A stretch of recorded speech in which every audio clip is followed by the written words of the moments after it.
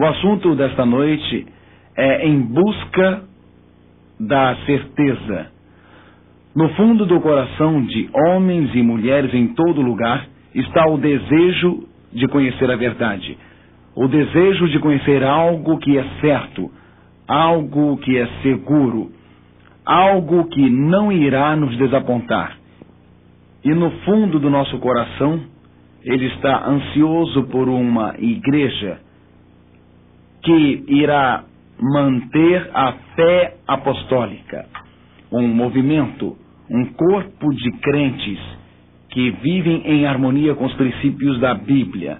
Nós sempre fazemos a pergunta: tem Deus uma igreja neste mundo?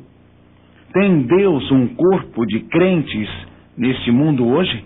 E se tem, como podemos identificá-los? Como podemos achá-los?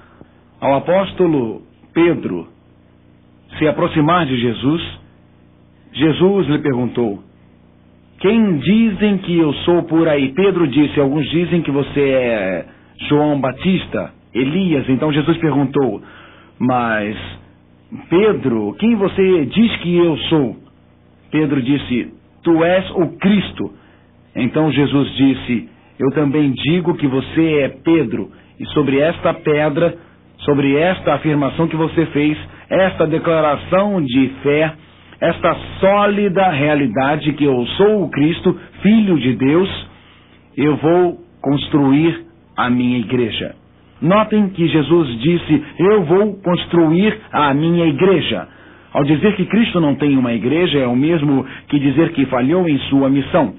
Ele disse que construiria sua igreja.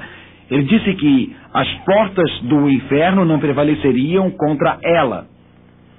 Se Deus não possui uma igreja hoje, uma igreja visível ou tangível, um corpo organizado de crentes, se não possui isto, então ele não construiu sua igreja, ou então a construiu e os portões do inferno prevaleceram contra ela.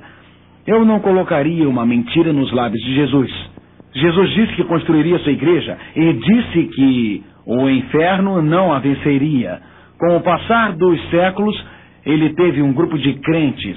Com o passar dos séculos, houve aqueles fiéis e leais a ele, aqueles que o representaram neste mundo.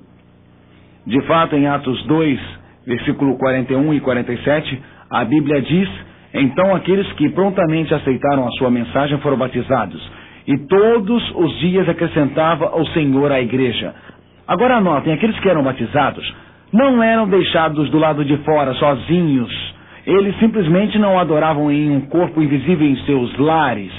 A Bíblia diz que prontamente aceitavam a mensagem. Portanto, muitos que têm vindo às séries têm prontamente aceitado a palavra de Deus e a Bíblia. A Bíblia diz que quando aceitavam, eram acrescentados à igreja. Eles se tornavam parte do corpo, parte da igreja e parte da igreja do Novo Testamento. A quem eram eles acrescentados? Leiam a última parte do verso comigo, por favor. E o Senhor acrescentava à igreja diariamente aqueles que se haviam de salvar.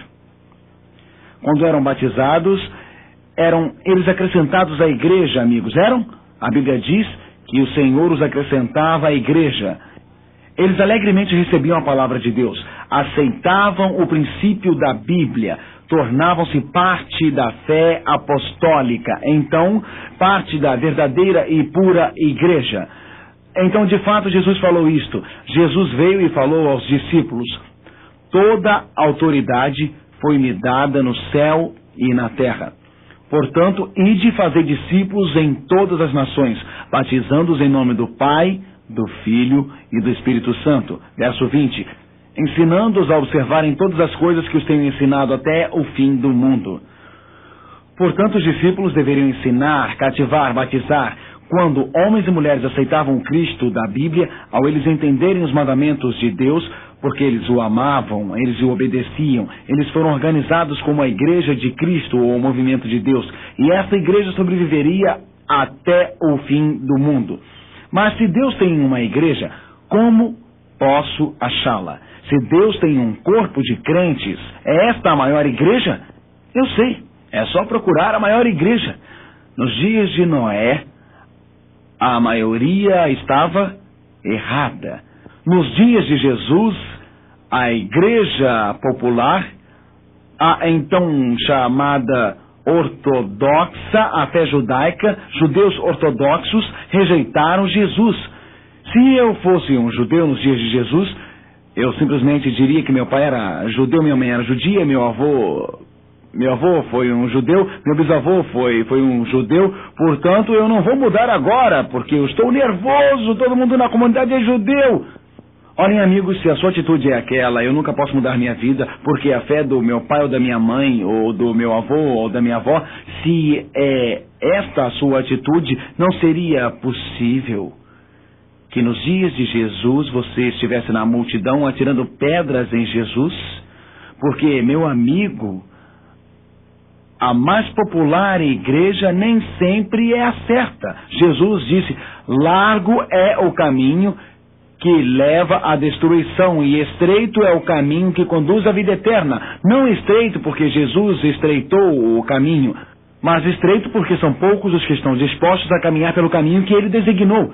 Quando você está procurando a igreja, você não deve procurar a maior igreja, a igreja mais popular, ou procurar a igreja que é mais fiel, a igreja que segue a palavra viva de Deus. Existem mais de 300 denominações diferentes, somente na América do Norte. Denominações cristãs ao redor do mundo, existem aproximadamente 1000 denominações cristãs. Não fica complicado com um número assim? Como posso encontrar a verdadeira igreja de Deus? Como posso encontrar a verdadeira igreja? A Bíblia dá uma resposta. Mais uma vez, nesta noite, vamos aos escritos de João.